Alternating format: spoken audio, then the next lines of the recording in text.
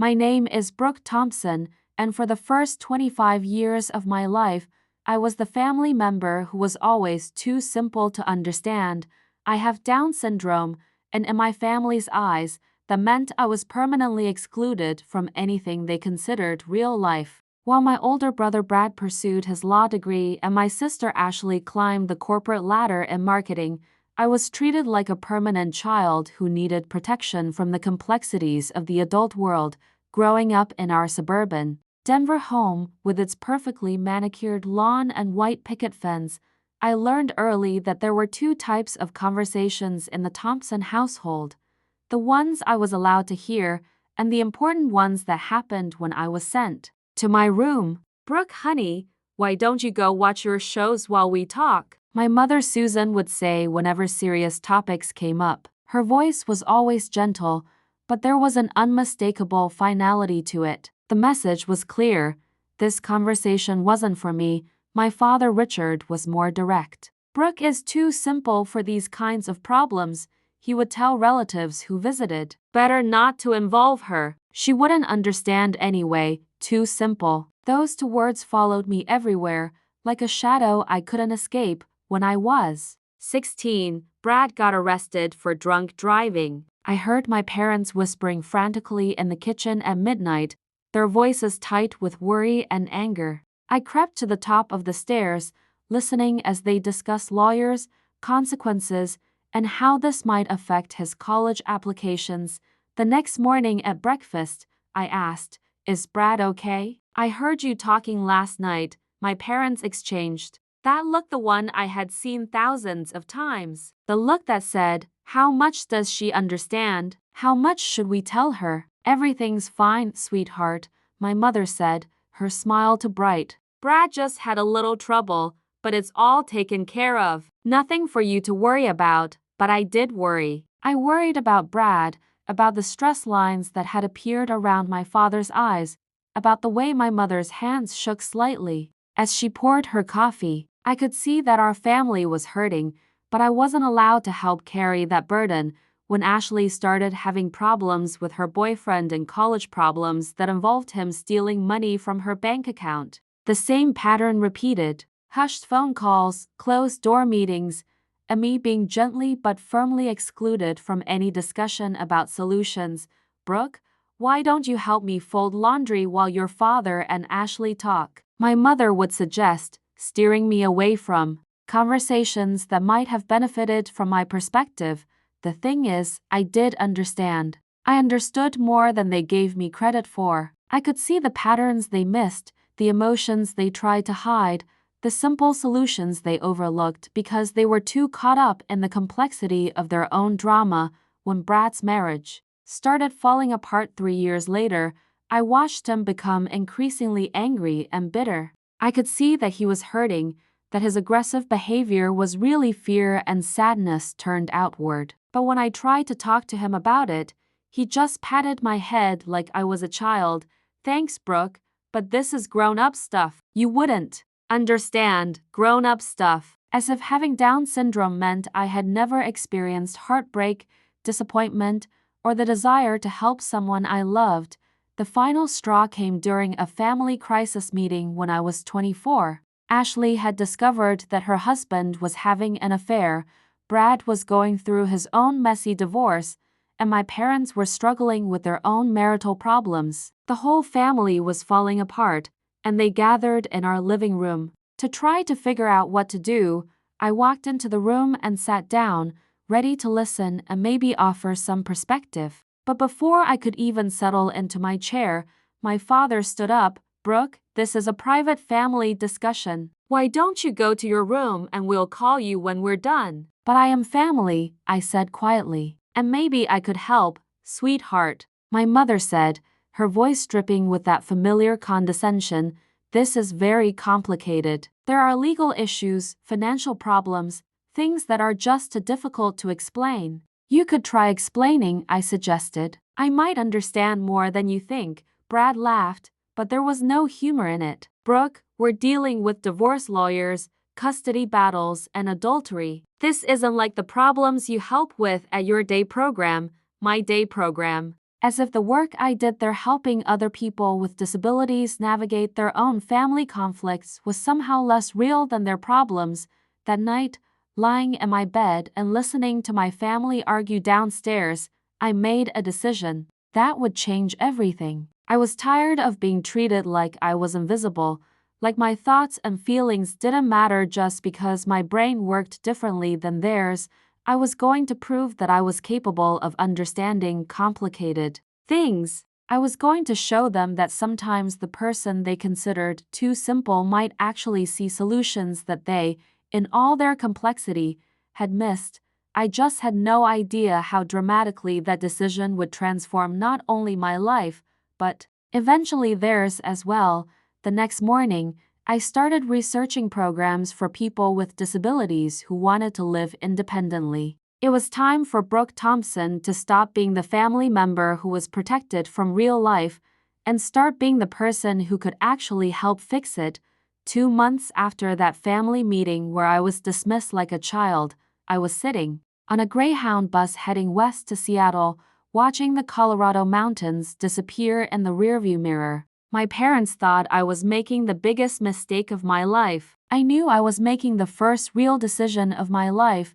Brooke, you can't just move across the country, my mother had pleaded when I told them about my plans. You don't understand how hard it is to live on your own. What if something happens? What if you get confused or lost? Then I'll figure it out, I had replied, surprising myself with the firmness in my voice. The same way everyone else does, my father had been more direct. This is ridiculous, Brooke. You have a good life here. You have your day program, your routine, people who understand your limitations. Why would you throw that away? Limitations. There was that word again, following me like a persistent shadow, but I had done my research. The Northwest Center for Independent Living in Seattle had programs specifically designed for people like me who wanted to build independent lives. They offered supported housing, job training, and most importantly, they treated their clients like adults capable of making their own decisions. The bus ride took 18 hours, and with every mile that passed, I felt lighter. For the first time in my life, I was going somewhere where people didn't know I was too simple to understand. I was going to be just Brooke, not Brooke with Down syndrome or the Thompson daughter who needs special care. Seattle was overwhelming at first. The city was bigger, louder, and more chaotic than Denver, but it was also full of possibilities that I had never imagined. My caseworker, Maria Santos, met me at the bus station with a warm smile and none of the condescending tone I was used to hearing. "Welcome to Seattle, Brooke," she said, shaking my hand like I was any other adult. "Are you ready to start your new life?" My new life began in a small studio apartment in the Capitol Hill neighborhood. It wasn't much, just a bed, a kitchenette, and a window that looked out onto a busy street, but it was mine. For the first time ever, I could have conversations without someone deciding whether I was capable of understanding them. The Northwest Center enrolled me in their community college bridge program, designed to help people with intellectual disabilities pursue higher education. I had always been good with people, good at listening and understanding emotions, so I decided to focus on social work and conflict resolution. Brooke has an exceptional ability to see through surface conflicts to the real issues underneath, wrote Professor Janet Williams in one of my evaluations. Her direct communication style and natural empathy make her uniquely effective at helping people find common ground. For the first time in my life, someone was praising my differences instead of treating them like obstacles to overcome. The program included an internship at the Family Mediation Center of Seattle, where I worked with families going through divorces, custody disputes, and other conflicts. My supervisor, Dr. Michael Chen, was initially skeptical about having someone with Down syndrome in such a sensitive role. "I'm not sure this is appropriate," he had told Maria during my placement interview. "Family mediation requires sophisticated understanding of complex emotional and legal dynamics. Give her a chance," Maria had replied. "You might be surprised, My first case was a divorced couple fighting over custody of their 8-year-old daughter. They had been screaming at each other for months, with lawyers making everything worse and their child caught in the middle. Traditional mediation had failed 3 times. I sat in the conference room with Tom and Jennifer Morrison, watching them glare at each other across the table like enemies instead of 2 people who had once loved each other enough to create a child together. "You never listen to anything I say," Jennifer shouted. "You just want to win." "I'm trying to protect Emma from your instability," Tom shot back. "You can't even keep a job." Dr. Chen started to intervene with standard mediation techniques, but I held up my hand. "Can I ask you both something?" I said quietly. Both parents turned to look at me, probably surprised that the young woman with Down syndrome was speaking up. "Do you both love Emma?" I asked. "Of course we do," they said simultaneously. "Then why are you both trying so hard to hurt each other?" "Emma can see that you hate each other, and that makes her think that maybe love isn't real. Maybe she thinks that if you can stop loving each other, you might stop loving her too." The room went completely silent. Jennifer's eyes filled with tears, and Tom's angry expression crumbled. "I never thought about it that way," Jennifer whispered. "Emma asked me last week if the divorce was her fault," Tom admitted, his voice breaking. "I told her no, but then I realized that our fighting probably makes her feel like it is." Within 2 hours, Tom and Jennifer had worked out a custody arrangement that prioritized Emma's emotional well-being over their own desire to punish each other. Dr. Chen watched the entire session with amazement. "How did you know to approach it that way?" he asked me afterward. "Because I know what it feels like when the people you love treat each other like enemies," I replied. "It makes you feel like you're the problem." Word spread quickly about the mediator with Down syndrome who could solve cases that stumped experienced professionals. Families specifically requested to work with me, saying I had a gift for cutting through complicated arguments to find simple truths. Over the next 3 years, I helped resolve over 60 family conflicts. I developed my own approach, which I called Heart-First Mediation, focusing on the love and connection that brought people together before addressing the issues that were tearing them apart. I was featured in the Seattle Times as the mediator who sees what others miss. I spoke at conferences about disability and professional achievement. I had my own apartment, my own career, and my own life, but I never forgot about the family back in Denver who thought I was too simple to understand their problems. I sent them newspaper clippings about my work, graduation photos from my certificate program, and updates about my life. Their responses were always the same. "That's nice, honey. We're proud of you." But I could tell they still didn't really understand what I was doing or why it mattered. That was about to change in a way none of us could have predicted, because while I was building my new life in Seattle, my family back in Denver was falling apart in exactly the ways I had seen coming years earlier. And soon, they would need the one person they had always considered too simple to help.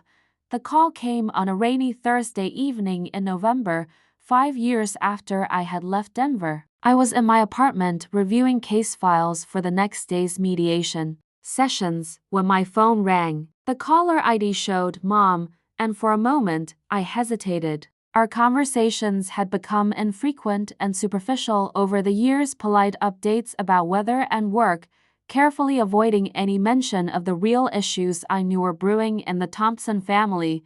"Hi, Mom," I answered, setting down my pen. "Brooke, honey." Her voice was shaky, strained in a way I had never heard before. I don't know what to do anymore." In the background, I could hear shouting, male voices, angry and overlapping. My father and Brad, from the sound of it. "Mom, what's happening?" "Everything is falling apart, Brooke. Everything." She started crying, and my heart clenched. "Brad's divorce is getting so ugly. He's fighting with Ashley constantly. Your father and we can barely stand to be in the same room anymore. The lawyers are making everything worse, and we're destroying each other." The shouting in the background got louder. I heard something crash, maybe a glass or a plate. I have to go, my mother whispered. But Brooke, would you consider coming home? Just for a visit? I know we haven't always. I know we made mistakes with you, but you were always good at calming people down. Maybe you could help us figure this out. The line went dead. I sat in my quiet Seattle apartment, rain pattering against the windows, and felt a familiar mix of emotions. Part of me wanted to say, I told you so. Part of me wanted to ignore their crisis the way they had ignored my capabilities for so many years. But the bigger part of me, the part that had become a professional mediator, knew that my family was in real pain, and I had the skills to help them. 2 days later, I was on a plane back to Denver. The house I grew up in looked smaller than I remembered, and older. The perfect lawn was overgrown, the white picket fence needed painting, and there were newspapers piled up on the front porch. This wasn't the pristine suburban home of my childhood. This was the house of a family in crisis, my mother answered the door, and I barely recognized her. She had lost weight, her hair was unkempt, and there were dark circles under her eyes that spoke of sleepless nights and constant stress. Brooke, she said, pulling me into a hug that felt desperate. Thank you for coming. I wasn't sure you would. Of course I came, Mom. You're my family. Inside, the house felt like a war zone. Brad was pacing in the living room, talking loudly on his phone to what sounded like his lawyer. Ashley was at the kitchen table, surrounded by tissues and legal documents, her laptop open to what appeared to be divorce proceedings of her own. My father sat in his recliner, staring at the television but clearly not watching it. Nobody noticed me at first. They were all too caught up in their own dramas. The judge is being completely unreasonable. Brad was shouting into his phone. She wants half of everything, including the business I built before we even met. I can't believe I was so stupid, Ashley was saying to someone on her laptop screen, probably her own lawyer. 5 years of marriage, and I never saw the signs. He was stealing from our joint account the whole time. My father just sat there, looking older and more defeated than I had ever seen him. Hello, everyone, I said loudly enough to get their attention. Brad looked up from his phone call. Brooke, what are you doing here? Mom called me. She said you needed help. Ashley closed her laptop and stared at me. Help? Brooke, these are really complicated legal situations. We're dealing with property division, custody battles, financial fraud. I know, I said calmly. I've been working with families in crisis for 5 years now. I'm a certified mediator. Brad laughed, but it wasn't a happy sound. Brooke, I appreciate that you want to help, but this isn't like the simple problems you deal with at your program. This is real life. There are millions of dollars at stake, custody of children, criminal charges. Brad, I said, walking over to him, when was the last time you saw your kids? He stopped mid-sentence. What, your children? Emma and Jake. When did you last spend time with them without lawyers present, without fighting with their mother, without making them feel like they had to choose sides? His face crumpled slightly.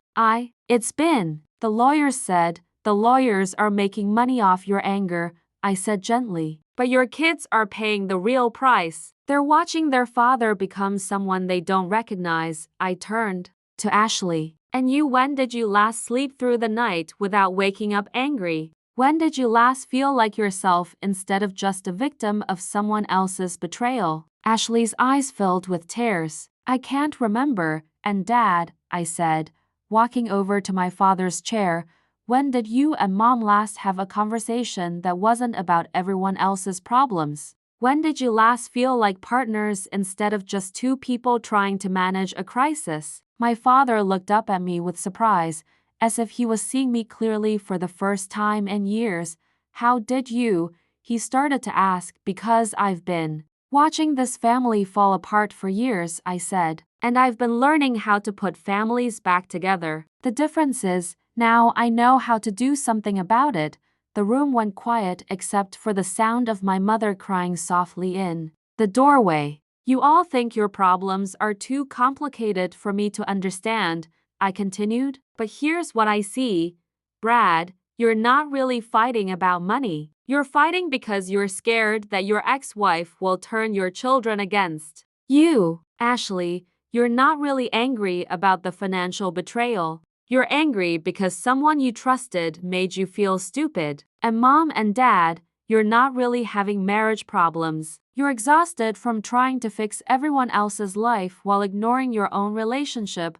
I looked around the room, and my family really looked at them, the way I had learned to look at the families who came to me for mediation. The good news is, these are all problems I know how to solve. The question is, are you finally ready to let me help? 3 months later, I stood in the backyard of our Denver home, watching my nephew Jake push my niece Emma on the swing set that my father had just finished repairing. The laughter of children filled the air for the first time in years, and I smiled as I watched Brad teaching them how to throw a football, something he hadn't done since before his divorce proceedings began. Brooke, Ashley said, joining me on the patio with 2 cups of coffee, I owe you an apology that's about 5 years overdue. You don't owe me anything, I replied, accepting the warm mug gratefully. Yes, I do. We all do. She sat down beside me, watching her brother play with his kids. I spent so many years thinking that intelligence meant complexity, that understanding meant having all the answers. I never realized that sometimes the smartest person in the room is the one asking the simplest questions. The transformation hadn't happened overnight. It took weeks of family mediation sessions, with me facilitating conversations that my family had been avoiding for years. I used the same techniques that had made me successful in Seattle, cutting through the legal jargon and emotional drama to find the heart of each conflict. Brad's custody battle ended when I helped him and his ex-wife remember that they both wanted the same thing: happy, secure children. Instead of fighting over who got more time, they focused on creating consistency and love across 2 homes. Ashley's divorce settlement was resolved when I helped her see that holding onto anger was costing her more than any financial betrayal ever could. She chose healing over revenge and found peace she hadn't felt in years. My parents' marriage was saved when I facilitated their first real conversation in months, not about their children's problems, but about their own dreams, fears, and the love that had brought them together 40 years earlier. The funny thing is, my father said, joining us outside, we spent so many years protecting you from our problems, when what we really needed was protection from our own inability to solve them.